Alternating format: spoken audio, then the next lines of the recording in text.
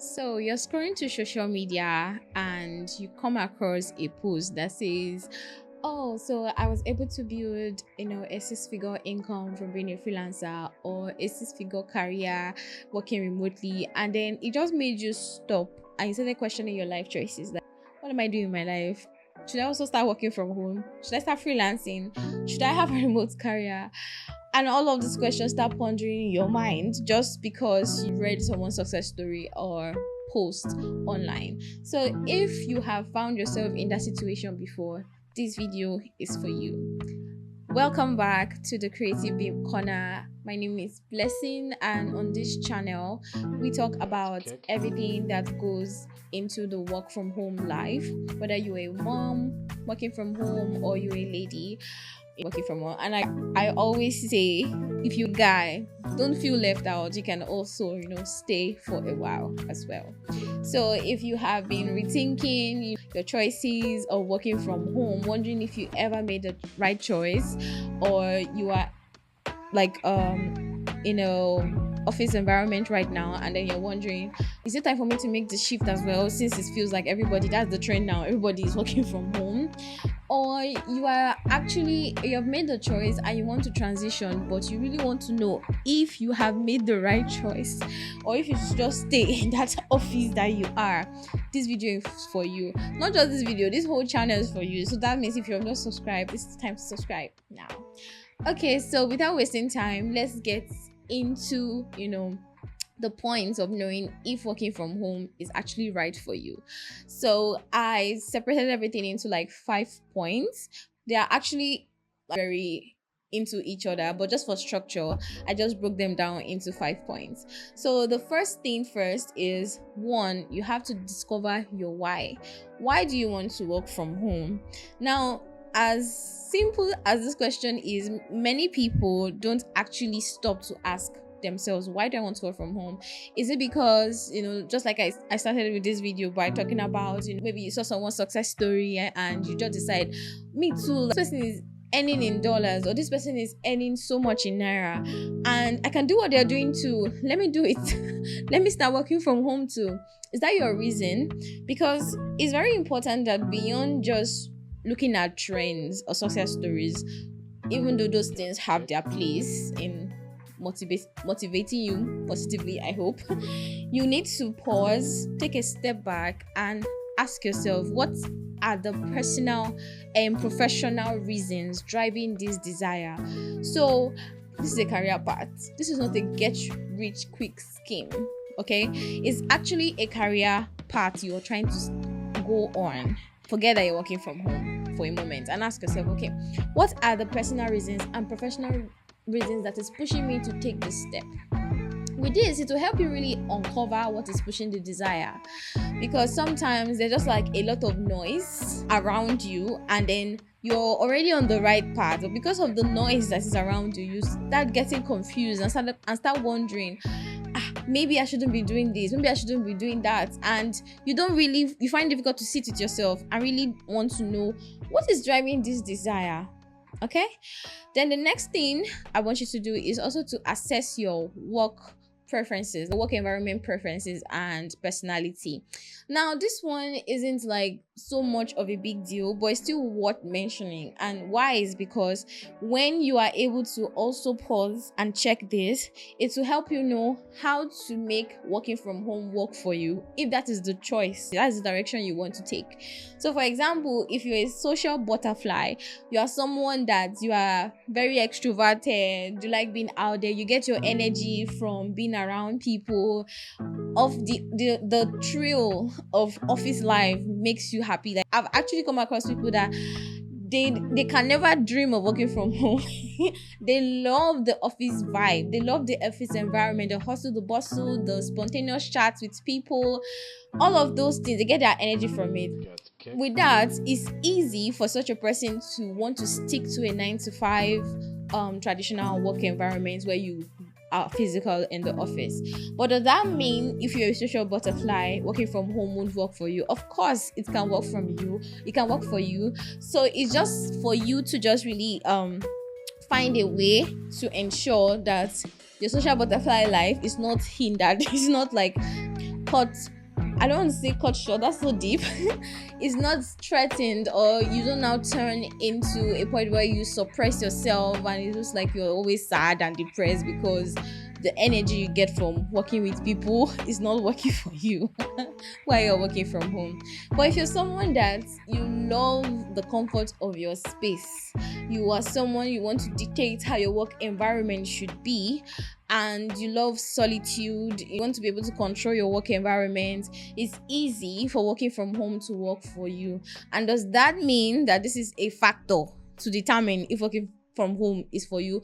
You can't isolate this and say, okay, because I love to work in solitude, working from home is for me. No, I'm just like giving you an example of how it can be a way for you to now know, okay, I've gotten to know myself, so how can I make this work for me? Because at the end of the day, whether you're a social butterfly or whether you like to try, you thrive from, working by yourself in your own space and all of that, from home can still work for you. But it's important for you to know which of these two do you fall in, because that will now help you know how you can make your work environment productive, how you can also ensure that you gain satisfaction from your work environment.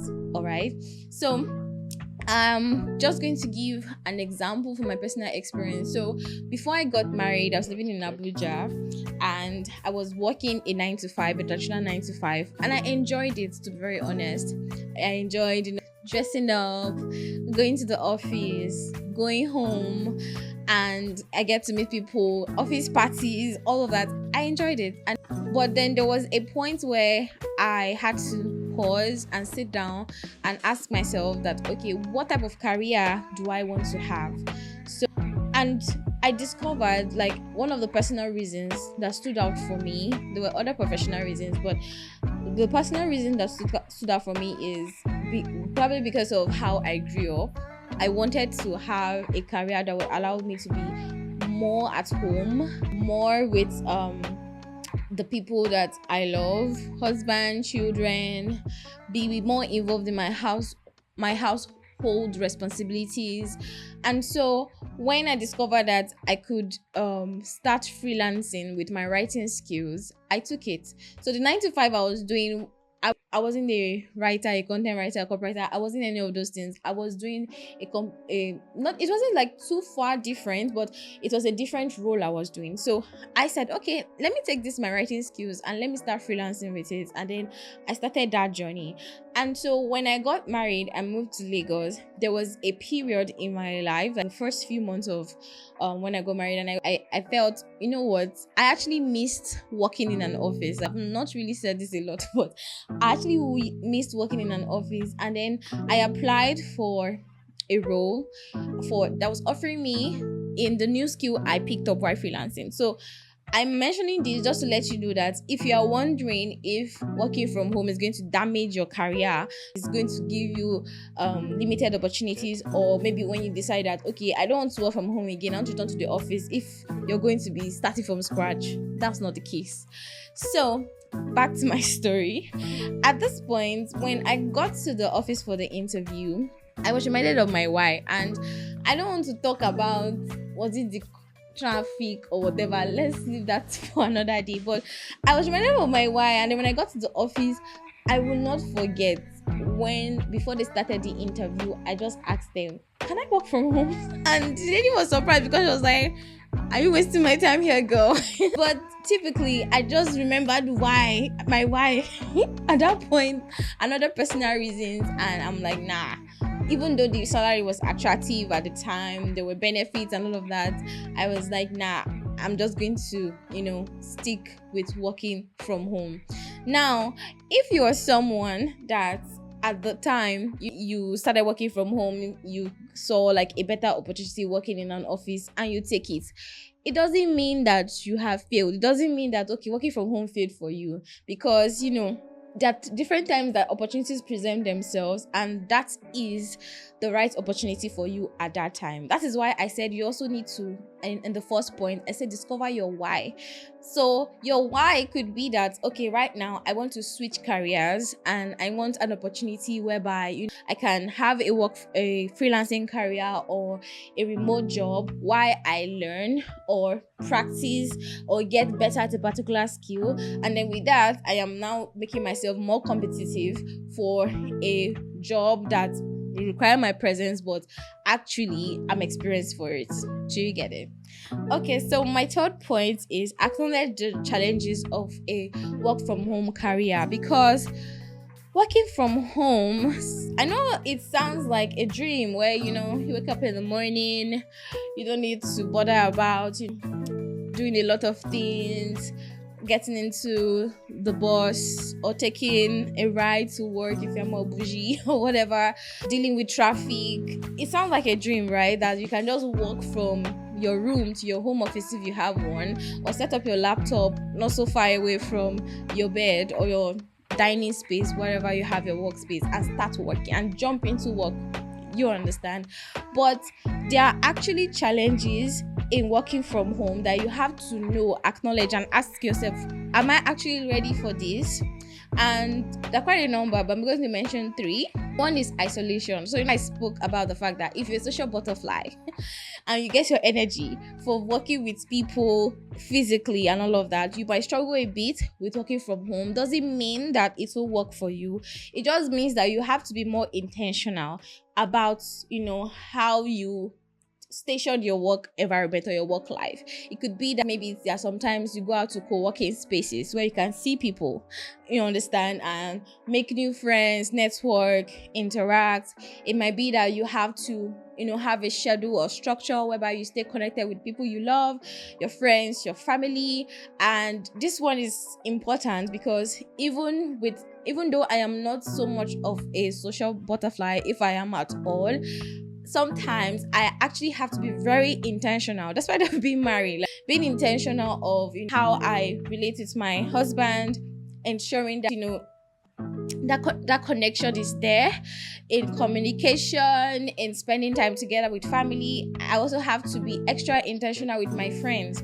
So of course, sometimes I flop at, staying connected with my friends, but I have to be extra international, making that phone call, sending a message, hanging out, because sometimes it can get really isolating.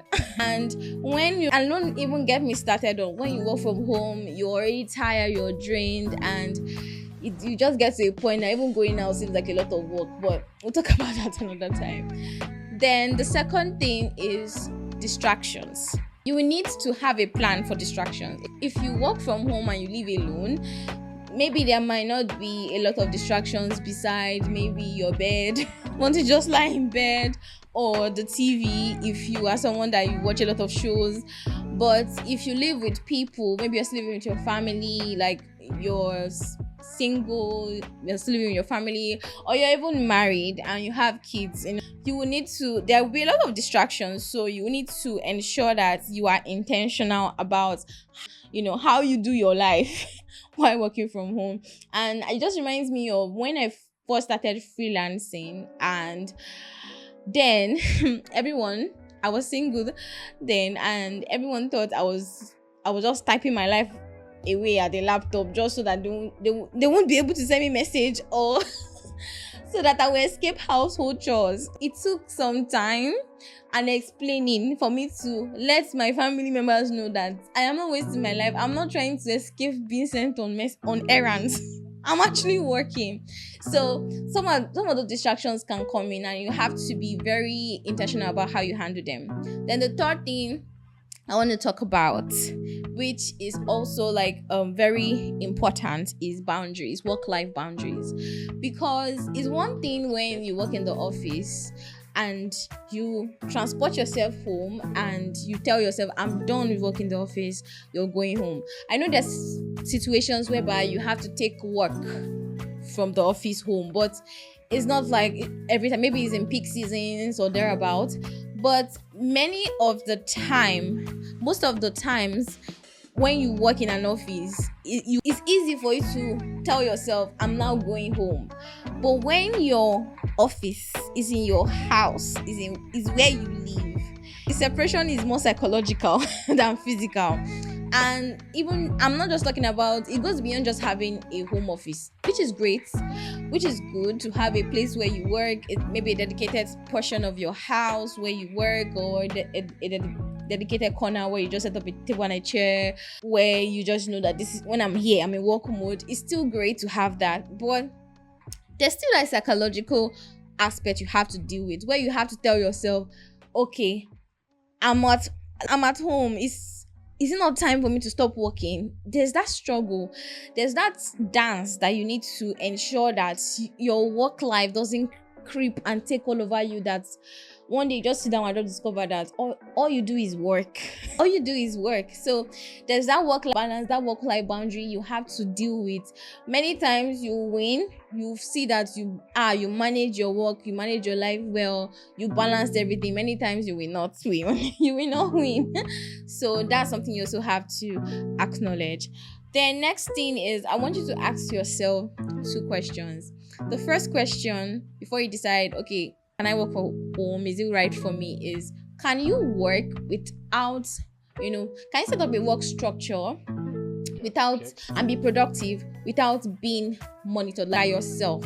And so I know some people whereby when in the office they like having that kind of supervision level, whereby they know that, okay, there's someone that can come in, check, oh, have you done this and have you done that, productivity wise and all of that. I'm not talking about micromanaging, productivity wise. And I know some other people that they're good to go, just tell them what they need to do and they get it done. Tell them what they need to do. When do they need to get it done? They get it done. So are you someone that you will need hand holding all the time? Of course, there are different periods. Maybe if you're learning a new skill, a new career, you need hand holding for a particular time. But for how long would you need this hand holding for?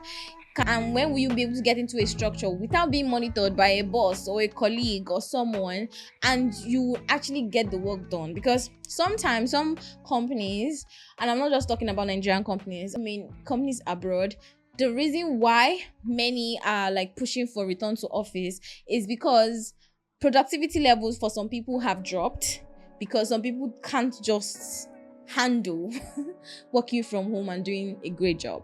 So that's one question you need to be truthful with yourself with, that can I set up a structure or a routine that will make me do my best work, make me be productive, and I won't need supervision. I don't need to have a camera watching me to say, oh, is this girl working, or is she at a party right now? The next question is, how would this contribute to your career, your long-term career goals? How would working from home contribute to it?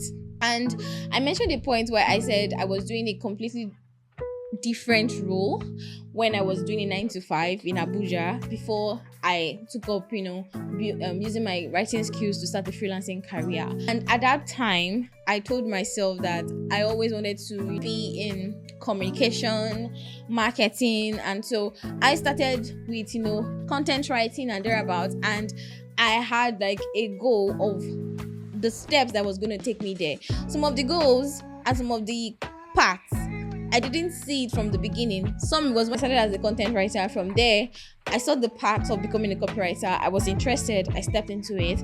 From there, I saw a part of, okay, if I decide, I can also learn content marketing and all of that. I went into that. From there, I said, okay, I can add this strategy. So with all of that, it was getting me closer to the goal, to like the career plans I had for myself. So this is also a question you have to ask yourself. Does this contribute, or would this help me get to my long-term career goals? It might be a direct answer, it might be an indirect answer. Let me give another example. Maybe you're pursuing a frontline career. You want to be a nurse, or you want to be a doctor, or you want to work in construction, thereabouts. You definitely know that at some point you will need to leave working from home. Maybe the career or the skills that you are using right now, the goal is that, okay, I just want to use this to create a path for me to get into this next career point. Creating that path, maybe, okay, I want to learn this, learn that, and at the same time I want to use my skills to earn money, to sustain myself and sustain, the different things, maybe get myself to school or whatever to learn this skill. So these are just like different questions you need to sit and ask yourself, because with this it helps you to just see a clear path that you're laying for yourself and how this will contribute to the goal that you want to achieve. All right, the next point is consider your life stage right now. As with everything in life, it's a change is inevitable. Like, changes will come, seasons go. That you're working from home now doesn't mean that in the next 2 years, 3 years, 4, 5 years, or even a couple of months, you still need to work from home. It's possible that for this season, working from home is what works for you now. It's also possible that you're watching this, you're in an office, and it's actually time and you're like, okay, for this season in my life, maybe you're pregnant, or you need or you just put to bed and you're like, okay, I actually, for the next 1 year or 2 years, I need to work from home. I need to start on the second career path. I need to do this, I need to do that. And working from home is just what is going to work for me. And in the next 3, 4, 5 years, I'm going to maybe start my own business or go back to the office. But by the time I'm going back to the office, I'm not going to go back to the same position I am. This is the position I want to apply for in this company or another company. So all of these life stage, circumstances, priorities is also something you have to consider. For example, I remember when, I know someone, he had like a freelance career where he was a designer. So he just had different clients, he had design projects and they were going well. But one day he just said, I need to go back to the office. And he took up like an offer. And with that offer, he was able to meet different people. He was able to network. He was able to even increase his earning potential. Now, for some other people, when he first said he was going back to the office, some people were laughing and was like, that working from home, you're just playing around, you're just wasting your life. But no, the experience he had gained while working from home gave him that opportunity, gave him that leverage, made him competitive enough to be able to go for that offer. And he got the offer. And his life circumstance had changed. Working from home wasn't working for him at that point for whatever reasons he had, both personal and professionally. And the next step was to go back to the office. And it worked for him. So as your life changed, as your needs change and all of that, working from home is not a life sentence that, okay, now that I started working from home, I can't go back to the office. It's like your career is done for. It's stuck to working from home. That's not true. I even also gave you an example starting from when I did another role. I went into freelancing for a while and I got an opportunity to use the skills that I learned while freelancing to apply for an in-office job, and I got the offer. I was the one that said to go back to the office, and I rejected the offer. Now, for someone else, that is probably the goal. Probably be the next step. They have gotten that offer and that's it. That's what is working for them. So ultimately, the main gist of all of this is that should you work from home is a personal decision, and it shouldn't be like dictated by what someone else's experience is or what someone else's success story is. It all boils down to you. What is it that is working for you at this point in your life? How is this going to contribute to your long-term career goals? What's professional need or personal reason is driving this desire? All of these things are things that you need to consider. How does my work environment, how can I make my work environment work for me if I decide that I want to work from home? These are the things that, you should be asking than, this person made millions while working from home. I want to be a doctor, but like this working from home, that'll make me be a millionaire. So do you get the difference right now? To help you, I have a gift for you. So I'm going to include a free self-assessment worksheet in the description box below. I'm going to pin it in the comments, so just grab it. You can decide to print it out, you can decide to just edit it directly, whatever works for you. So there's some questions there just to get you thinking while you self-reflect and just really see, okay, should I do this or should I not do this? And I'm a God girly, so I'll also tell you, pray about it as well. So that brings us to the end of today's video. Feel free to come back to this video, listen to the points that I mentioned again. Maybe you have even printed out your self-assessment worksheet and you want to play the video as you go through it. Feel free to do that, and just really take time, sit with yourself. Many times we don't sit with ourselves. I also struggle with it sometimes too, but I'm learning. But sit with yourself and really try to think about this, pray about it as well. So here is where I say don't forget to subscribe, hit the notification bell so you know when my next video comes out, which is going to be packed with more tips, actionable strategies for you. I hope you found this helpful. Please share it with someone, and I'll see you in the next video. Bye.